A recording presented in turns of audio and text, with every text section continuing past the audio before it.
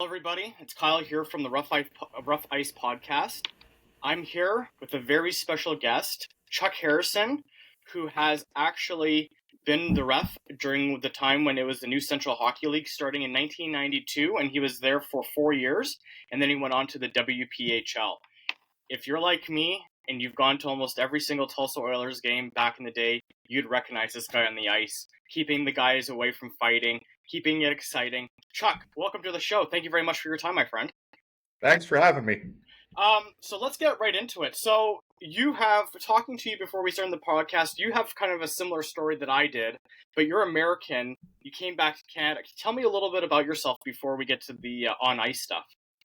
Well, I was born in Johnstown, Pennsylvania, and I think my memory serves me correctly. I think we moved back to Ontario when I was either 6 or 7, and I went to high school in Ontario, and then I ended up going to college in Michigan on a hockey scholarship.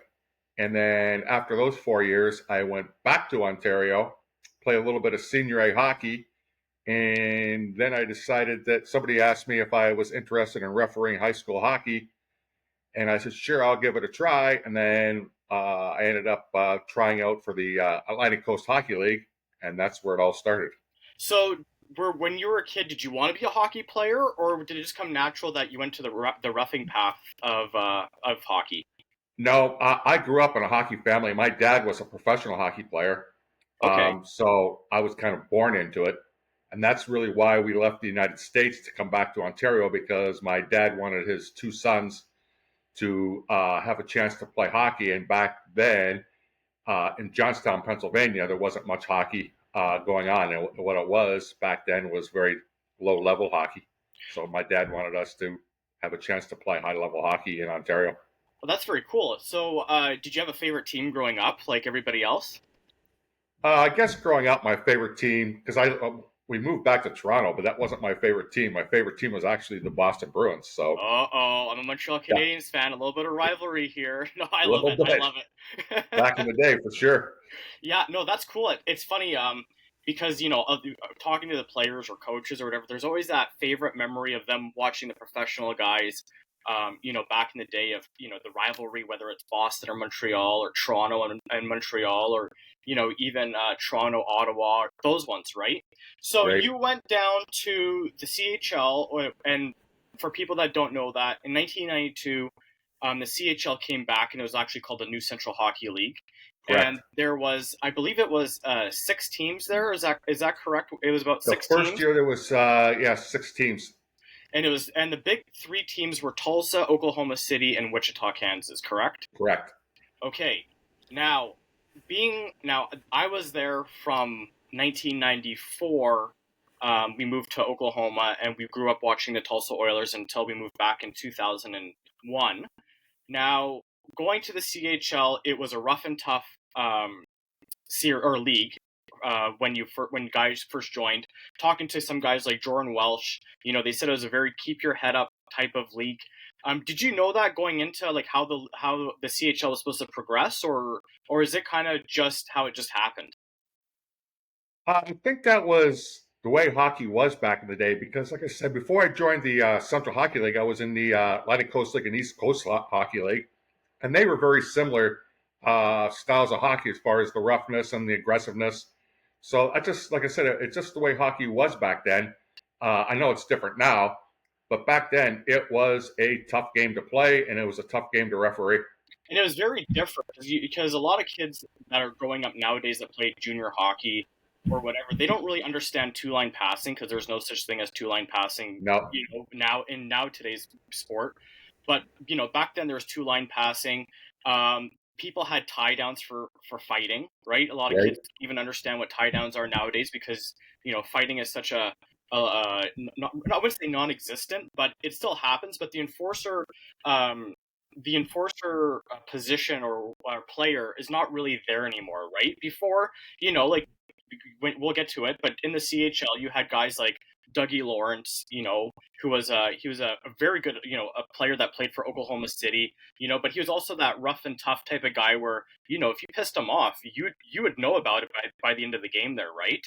You even Yeah, had guys like Mike Berger, who was a fantastic defenseman that played, in the NHL for a few years, and then he went down to Tulsa, and very good player, but again, that rough and tough type of old school mentality, right? Even the coaches, Gary Unger, Doug Sauter, you had Sheehan, I forget what his first name is. It Mike? Doug Shedden. Doug Shedden, thank you. Yeah. Those guys were very old school coaches that, that's how they grew up in the sport, right? So they kind of, I think, and correct me if I'm wrong, but you'd probably agree that they kind of put that mentality into their players to play that hard level of hockey to, you worked hard, you used the body, but you also played a very good type of game. Yeah, that's correct. I mean, the coaches understood that to be successful, you had to be tough, you had to be aggressive, you had to be intimidating, and that's just the way hockey was back then. Like I said, it's a little different now. I mean, I today's hockey, I don't see where there's the on ice hatred that there was back in the day. Like, uh, I mean, teams just hated each other It was back then. I don't see that anymore. I mean, off the ice, it's a different story, but on the ice, it was like we're going to win at all costs, and whatever it takes, we're going to do it. and But I would totally agree with that because if one guy went down, the whole team was behind your back, and correct, they would drop the gloves and it'd be a line brawl or something, right? So yeah. as a referee, how did you deal with that? Like in terms of being in the CHL and the WPHL, very rough leagues.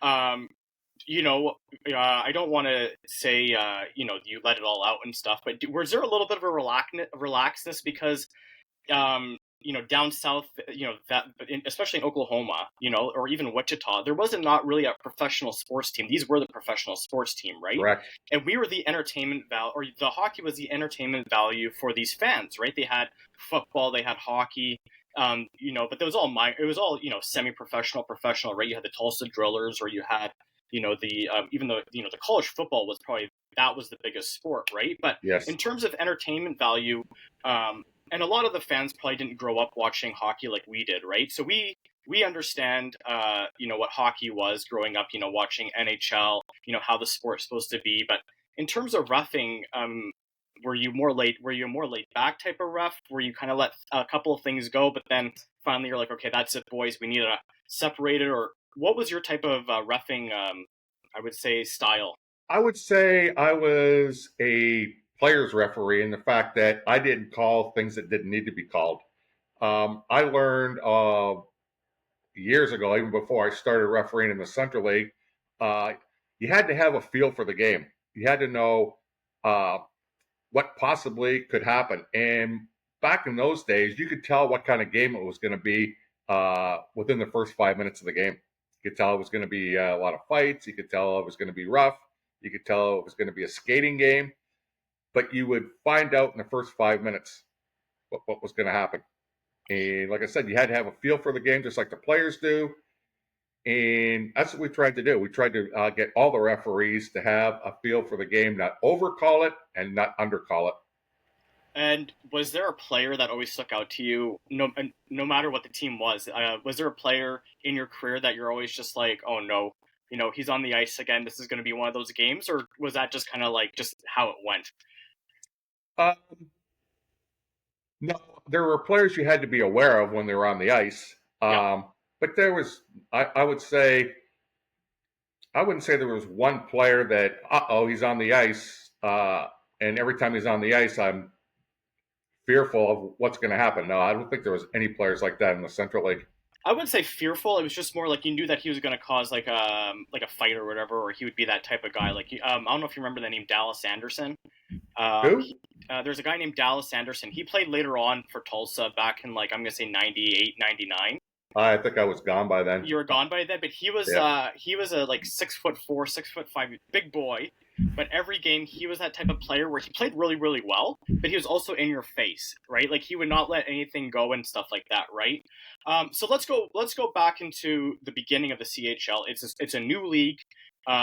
It's they brought it back because from my, I gotta remember my history now. It used to be around, correct? Like there used to be the Yes. Central Hockey League, and then Yeah. it went defunct, and then they brought it back, Well, and what then happened to the old Central Hockey League is they merged with the International Hockey League. At the least some of the IHL. teams did, the IHL. And when they did that, I was actually in the IHL. Okay, Denver came over. The IHL, Salt Lake City came over. I can't remember all the teams, but they Houston came over, I think it was. But they merged with the IHL because I think some of the Central Hockey League teams, the old Central Hockey League, I think they were on the verge of folding, so they okay, just merged the two leagues together. yep, yep. And that was like, and that's kind of like how history kind of repeats itself because the Central Hockey League now is now just the East Coast Hockey League, right? They Correct. merged again, right? Correct. So it was a new league. The teams like Tulsa was a team back then. And then they came back. Oklahoma City. Did they have a team before that as well, or no? Yes, they did. They had the Oklahoma City. Actually, they had two. They had the Oklahoma City Stars, I believe, and the Oklahoma City Blazers And the Blazers back are in the the ones old that came Central back. League. Yep, Yeah, yep. and Memphis was in the old Central Hockey League at one time too. I think they were called the Memphis South Stars, if I'm not mistaken. And then when they came back, they were called the River Kings. Right, correct. Yeah, yeah. So did you? So when you first started, were you expecting the fan base that these teams had? Like Oklahoma City, I think they were pushing like 9,000 fans in their stadium. Tulsa was an average of 5,000 fans. Were you expecting this when the new Central League came back, or were you kind of Yeah, worried and thinking, well, we'll see how it goes the first couple of years? What were you thinking as a ref? I had a feeling going into it that they would get big crowds just because of the history of the Central Hockey League, especially in Oklahoma City and Tulsa and Memphis. Um, Wichita, I wasn't too sure about because I had never seen hockey in Wichita before. I didn't even know. I know they did, but I wasn't really aware of any team in Wichita. Um, in San Antonio, when they came into the league, I wasn't sure about that either because where they're located. But at one time, San Antonio ended up with two teams. They ended up Oh, with the Central Hockey League team and an IHL team or American League team, one of the two. wow. So They it had two teams for a couple of years. That's what that's it's pretty interesting that like towns that really don't really have or grew up with hockey that they could just do something like that, right? And it's good for the sport, I think, in my opinion, to have. Well, at one time, between the states and provinces in North America, Texas had more professional hockey teams than any other state or province in North America. Really, I see that's Yeah, something I never knew. that is true. Yeah, So it's funny because you said you ref not just the CHL, but you also ref the WPHL, which is correct. the Western Provincial Hockey League.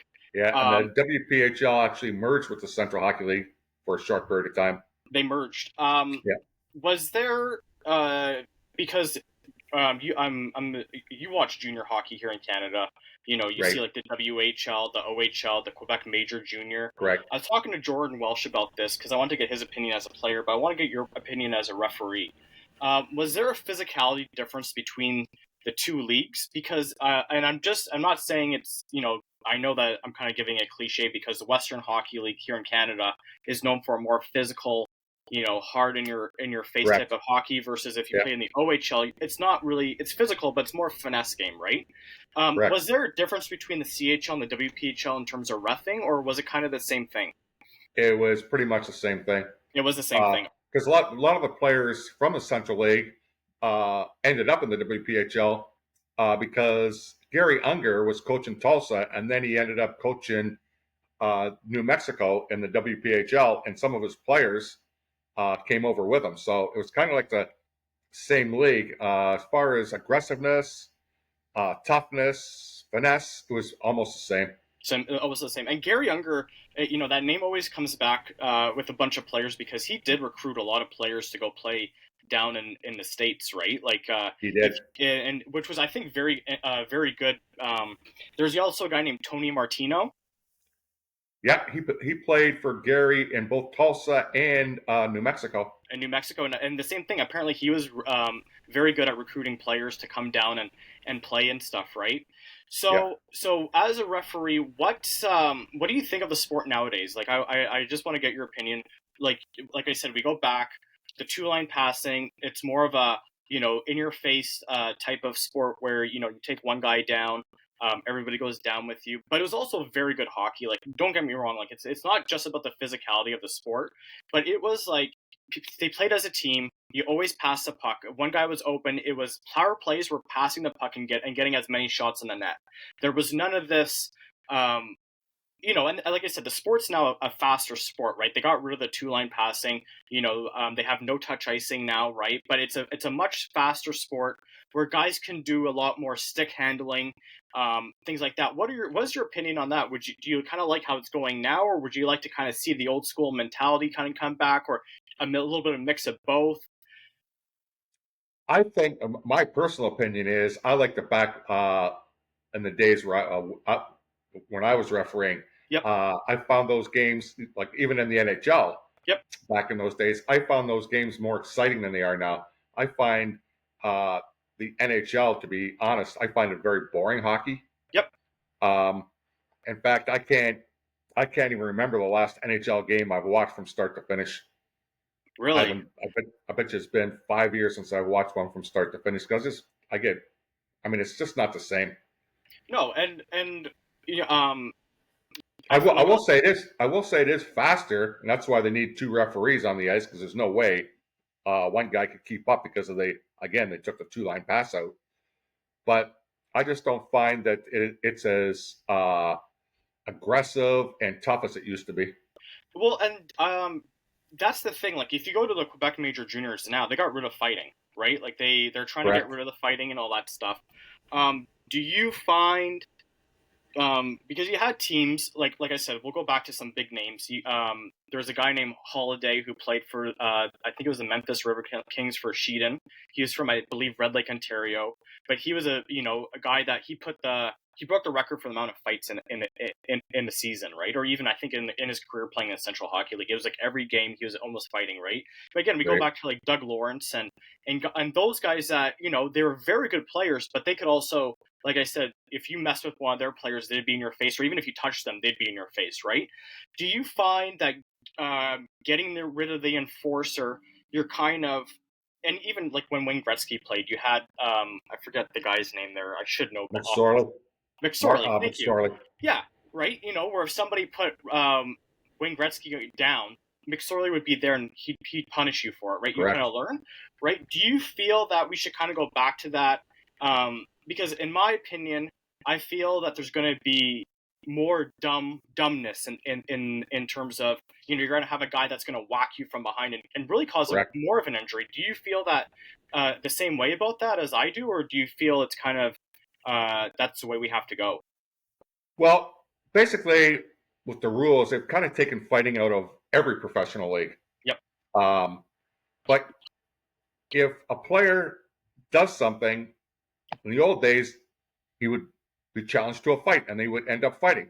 Yep. So you can't do that as much now because of the rules. So what they do now is they end up chopping somebody or cross-checking somebody or running somebody from behind the boards. Players will get even with another player when they've felt that they've been wronged, let's say. Yep. So fighting and it was done. But now they cross check each other, they elbow each other, they slash each other. They're always going to find a way to retaliate. And I'd rather see two guys square off and fight than start slashing and cross checking and stuff like that because that is actually more dangerous than fighting.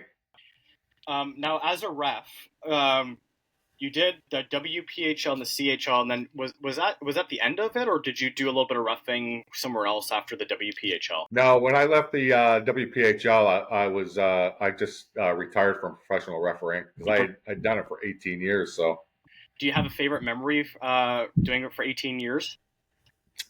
think I have one favorite memory. I remember in the WPHL, the Russian national team or the elite, Russian elite team, whatever they called it at the time, they came through the WPHL and they were fun because they had a hard time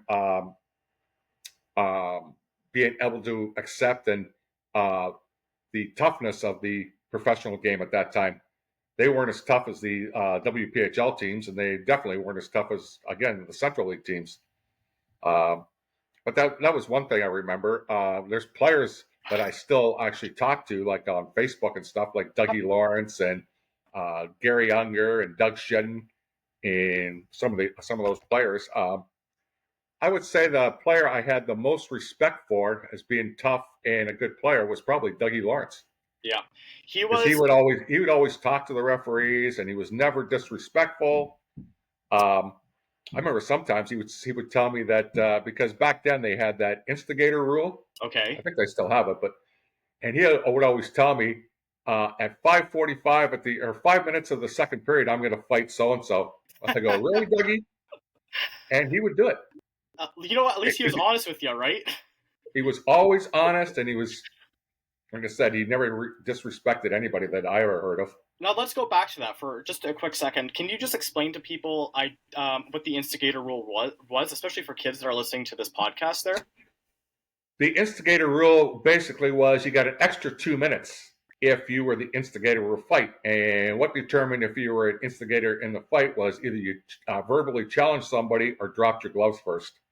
And that's why Dougie used it to say to me, I'm going to fight at 5 minutes of whatever period, because at that time it really was, he goes, if I do that, you're not going to give me the instigator penalty because we both agree to it. Oh, okay. So it was a pretty smart play on his end there to It tell you that, was. right? You know, It was. and I think nowadays they don't really give you an instigating; they'll give you like a 2 for roughing and then whatever it is, right? Or I'm not really sure what they do nowadays because I watch the referees and I get a little confused myself. But But that was the great thing about the '90s, right? You had guys, you know, and even just the persona of it. You know, you had Jofa helmets, you had long hair, you had some of the guys with the blonde tips, the mustache. You know, was around. You know, it was that fun entertainment value of what old school. You know, there's no visors back in the day, right? Like it was that. Like I think maybe 1 or 2 players wore a visor back in the day. And right, I could probably think. I think Luc Bousselet was one of them, who was a very good player. But Doug Lawrence there, he played for the IHL before he went to the Central Hockey League? Is that correct? I'm not sure where he played before the Central League. To be Okay, honest with you, I didn't know if you reffed with him or not. But no, that type of player, you don't really see a player like that anymore. You know, no. a Doug Those Lawrence that everybody you walk into the arena, you knew exactly who he was, right, right? And you don't really and they have like that. every team had a player like that. I remember like George Dupont, who Yep, played for I believe Oklahoma City, yep, Sly Node. yep. Um, you know, everybody had a player. Every team had a player that everybody recognized. And even the coaching, you recognize Doug Sauter with his long mustache, right? Doug Sauter, Gary Unger, Doug Shedden. Yep. Um, yeah, and Craig Cox, I think was a ref, the back in the coach. day, Memphis was Steve Carlson, who was one of the slapshot guys. Um, yeah, I mean, I still remember all those guys. Even Cox, I think was his name, Craig Cox, or he used to play in the NHL, I believe it was, and then he went down to the Oh CHL as yeah, well. Craig Cox. He was in Tulsa for a while, and Yeah. he was a tough hockey player. So do you Yeah. have any stories about him there, or anything like that, like Uh, about Craig? Because people know that he played. I don't know if it was a season or he played a few games in the NHL, right? yep. Same Yeah, with he Mike did. Berger. Mike Berger, I think, played a handful of seasons for the Minnesota North Stars. Correct. Even Gary Unger played, you know, in the '70s, or I believe it was the '70s for the St. Louis Blues, Yeah, right? Gary Unger started in Toronto, and then he got traded to St. Louis. Yeah, and so you had a lot of guys that played pro hockey, I mean top hockey, Right. that went down to play like that. It was a pretty big mix of players, right? You had some guys that played, you know, professional, that went up to the NHL and then came back down. You had some guys that played either major, junior, or just junior hockey from Canada and Well, going the two down. guys I remember, the most Yep, talented guys that I actually remember, came into the Central League were Brent Saperja and Ron Handy, who both played for Wichita. yep, And the years that they played there, I believe Wichita won the championship twice. okay, Yeah, and they played for Doug Shedden. And I remember Saperja. I mean, Saperja had amazing hands. yep, Uh, and Ron Handy was just a great playmaker. yep. I remember about both those guys. And as a ref, because you get, you know, fans see it from above, they see, they go in, they see a shot in the score. Not a lot of fans could see how, like, they understand like the playmaking, or they would change this or that, right? I was very fortunate because, like I said, my dad, my family's from Canada, right? So Right. we went down to Oklahoma, and my dad could understand what was going on like that, right? He played hockey. Everybody played hockey growing up. I was unfortunate because I lived in Oklahoma at the time, so I never got to play hockey at such a young age, right? So I always got to my looking up to these guys. That was my hockey, right? Like, I know that we were a Montreal Canadiens family, right? But when I was a kid, we had our Friday night after school. My dad's like, okay, who are you taking to the hockey game, right? So you talk to all your friends, that were in fifth grade, fourth grade. Are you coming to the Tulsa Oilers game with me? Yeah, yeah, yeah. So you show up, you get your Dippin' Dots, you get your mini stick, you get your check a Right. puck if they were doing it right. But going back as a referee, did you see the difference in coaching style that these guys had? Like, let's say it was either a Gary Unger versus a Doug Sauter, or a Doug Sheehan versus Oklahoma City, or those three, because those were the top three teams that were in the CHL. Did you see a coaching difference between them? Um, they all had different styles. Was one better than the other? No, I think they were all very smart, where they knew their teams and how to get the most out of the teams that they had. Yep. All those guys you mentioned were very smart that way. Yeah, yeah, and I wouldn't say that there's better or worse, because every coach has their own coaching style, right? Right. And sometimes it works, sometimes it doesn't, right? I mean, you look at the NHL in today's world. You've got guys that are very old school, right? Where they seem to put it together. And then you have also guys that are kind of new school, or you have guys that are mixed, like Paul Maurice, that's the head coach of Florida Panthers, right? He's got that old school kind of mentality, but he brings in that new school type of fast play, physical hockey, things like that, right? Right. So I'm not saying that, I would never say that each one is better than the other, because they're all different, right? Like I said, these guys, the Sheehan, Unger, Sauter, they're old school guys, and that's how they grew up, right? But I just didn't know if you would see like a different style of play that they had, like one would be the other, right? Because, like I said, like every game it was a close game. Like, it was like either 2-0 or 2-1 or 3-1, or even overtime, right? Like, it just shows how close the series was, right? Yeah, I mean, the Central Hockey League was a very, very competitive league. I would say, because of their strict salary cap, every team um, had talent that was very similar to each other. Yep. There wasn't any team that ran away with it. Like you said, every game was 2-1, 3-2, 4-3, overtime, and like I said, it was a very competitive league, and the talent was outstanding in that league. Do you have a favorite arena that you went to? I would say, well, I have different memories about different Yeah. arenas. Like Yep. Tulsa, every time I stepped on the ice, they would chant "Harrison sucks," Okay. and it was nonstop. In fact, one time I remember, commissioner or the president, Ray Miron, came in after, I guess, the during the first intermission, and he said to me in the dressing room, he said, "How do you put up with that?" And I said, "Put up with what?" He goes, "Them chanting nonstop, Harrison sucks." I said, I put my hands on my knees and my head down, and I start laughing. He just shook his head and walked out of the dressing room. But It's that's just, I mean, every time in Tulsa, that's what they did. And but it's funny because our friends, we didn't know that there was a hockey team in Tulsa, right? So when we moved to the States, we were fortunate because we had a family friend, and he was from actually St. Louis, Missouri. right, So he was a hockey guy, and he's like, to my dad, you guys got to come to see the hockey, and of course you're not going to say no, because in our family it was two things: either you go to church on Sundays or you go to the hockey game. Those are the two biggest things. Hockey or religion were the two big ones, right? The right. old school type of thing.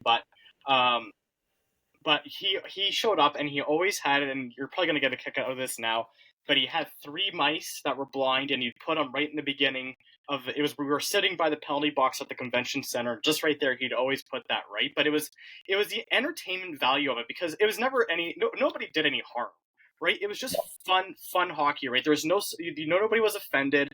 Nobody, there was not what you I wouldn't say in today's world you get offended, but it was just more laid back, right? You could kind of get away with a lot more than, even the I don't know if you remember this, but during the Zamboni when they would do the intermissions, they'd put guys into the shopping carts with a helmet, and you'd go, or not even a helmet. I don't think they even wore a helmet then. And the other guy would push, and they'd put each other into the boards, and whoever could get a one lap round would get like a Harvey's or a Wendy's gift card, right? Like things like that that would never fly in today's world, right? But No. the Tulsa Convention Center and the other ones, like the Wichita and the Oklahoma City ones, like I said, so you had that one memory in Tulsa. What about Oklahoma City or Wichita? Like are those arenas walking in? Was there anything that stood out there? Or Um, Not so much in Wichita. Oklahoma City, think the biggest thing that stuck out there was the Friday night and Saturday night crowds. I mean, they would be approaching 10,000 people. yeah, Uh, and it was loud. And um, that's one thing I remember about Oklahoma City. It was loud, and it was hard to hear the whistles because they were so loud. and even for the even as a fan, like the tickets weren't expensive. Like you could go and see really good hockey for I don't remember what the cost was, but it was nothing more than $10 or $15 or whatever it was Yeah, to go in. I think the philosophy of the Central Hockey League when they brought it back was basically to have the tickets cost about the same as if you were going to a movie. Yep, yep, yep. That was kind of like their thoughts on that, and I mean it worked out well. And the proof of that was when Oklahoma City Blazers were replaced by the Oklahoma City Barons of the American League. Yes. They increased their ticket prices, and all of a sudden the hockey fans kind of rebelled and said no. Do you think that it should have been better? Not, and like I said, we don't. I don't run the team. Neither do we.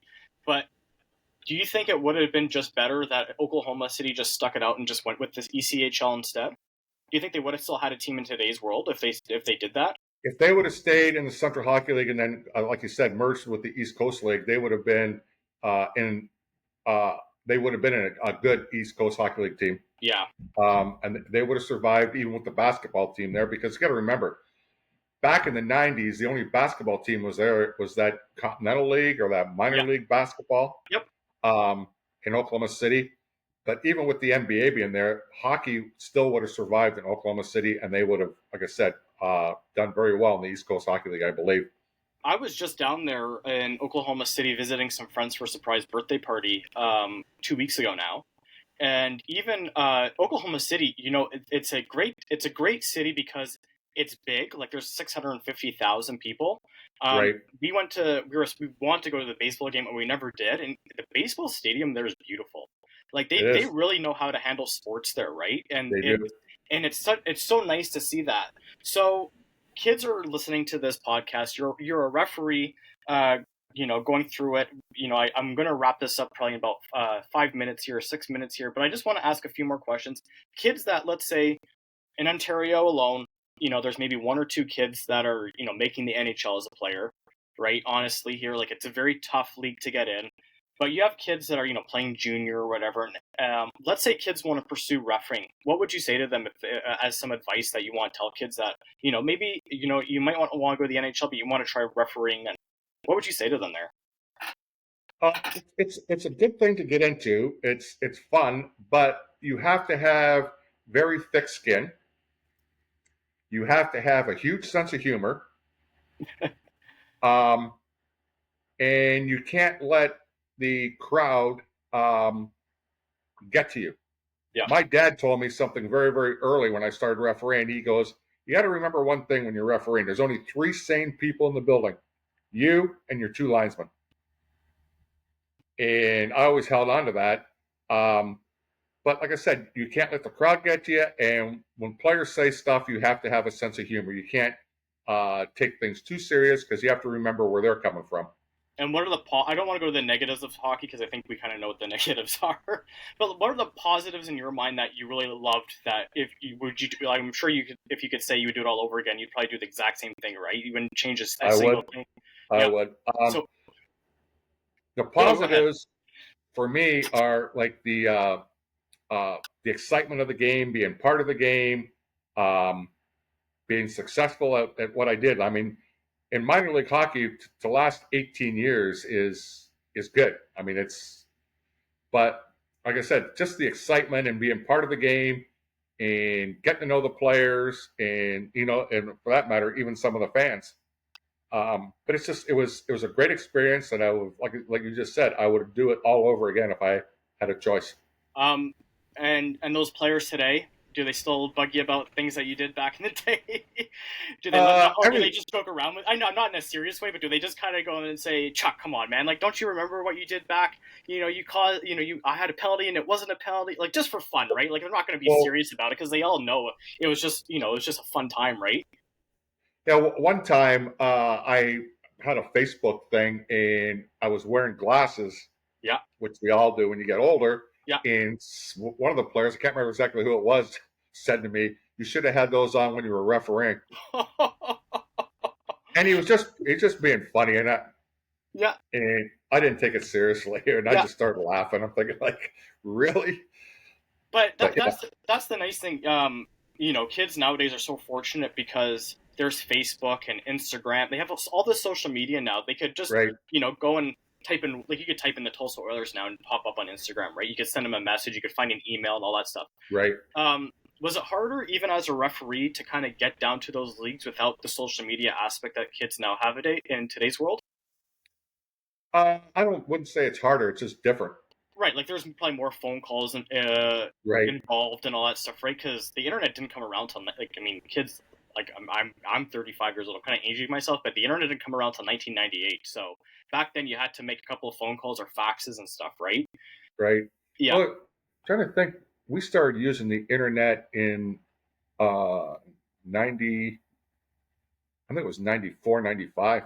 it was just a vague thing, I think, It right? was just it was just in its infancy. Yeah, yeah, yeah, yeah.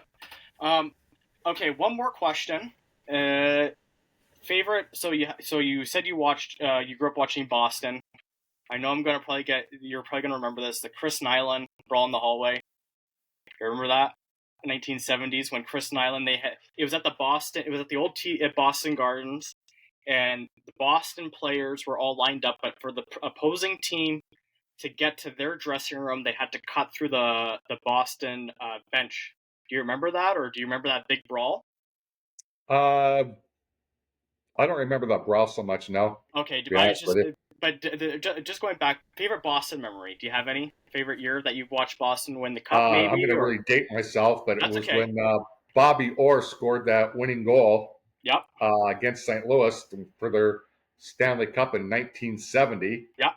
Uh, and that meant something to me because Freddie Stanfield was on that team, and I was a friend and grew up with that whole Stanfield family.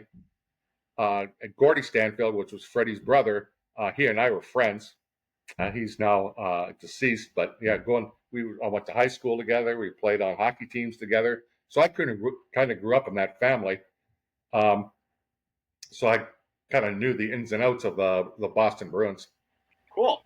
Well, Chuck, it was a pleasure meeting you, and thank you very much for taking the time this morning to talk to me about. It was fun. I really enjoy this because, as a kid growing up to the Central Hockey League, like I said, that was my, I guess you could say, NHL, things, and listening to the stories that you guys bring. I could talk about this forever, but a podcast can only be so long. So thank you very much for your time, Chuck, and I really appreciate it. And maybe one day we could do this again. Maybe we'll have another podcast if you're down for it in the future. Sure, that'd be great. And thanks for having me. No problem. Thanks a lot.